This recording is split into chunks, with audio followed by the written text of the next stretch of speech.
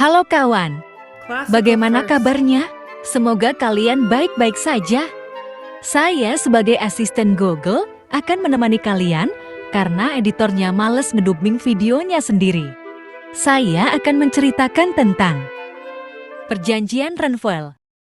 Perjanjian Renville merupakan sebuah perjanjian yang ditandatangani pada tanggal 17 Januari tahun 1948 antara pemerintah Indonesia dan Belanda yang bertujuan untuk mengakhiri konflik bersenjata yang terjadi antara kedua negara di Indonesia pada masa perjuangan kemerdekaan. Perjanjian ini dinamakan Renville. Isi perjanjian Renville: 1.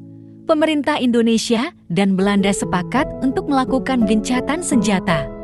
2. Belanda mengakui wilayah Indonesia yang terdiri dari Jawa, Sumatera, dan Madura, sedangkan Indonesia mengakui wilayah Belanda di luar wilayah tersebut.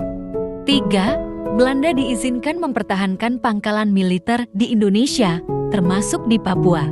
4. Belanda mengakui Republik Indonesia sebagai pemerintah de facto di wilayah yang diakui. 5. Pembentukan RI Republik Indonesia Serikat sebagai negara federal yang terdiri dari 16 negara bagian. Pembentukan komisi yang terdiri dari Indonesia, Belanda, dan negara-negara lain untuk menyelesaikan masalah. Sejarah Perjanjian Renville. Setelah Indonesia memproklamasikan pada tanggal 17 Agustus tahun 1945 Indonesia tak bisa langsung merasakan kemerdekaannya, Indonesia tetap harus berjuang untuk mendapat pengakuan dari dunia internasional. Belanda kembali datang dengan membonceng negara sekutu usai mengalahkan Jepang di Perang Dunia Kedua. Belanda ingin kembali menguasai Indonesia. Perundingan Renville menjadi catatan penting terhadap perjalanan sejarah bangsa Indonesia. Dilansir dari Ensiklopedia tahun ke-2015, Perjanjian Renville adalah perjanjian antara Republik Indonesia dengan Belanda akibat sengketa kedaulatan Indonesia. Perundingan Renville dilaksanakan mulai 8 Desember tahun 1947 hingga 17 Januari tahun 1948. Di atas kapal perang Amerika Serikat USS Renville yang sedang bersandar di Pelabuhan Teluk Jakarta.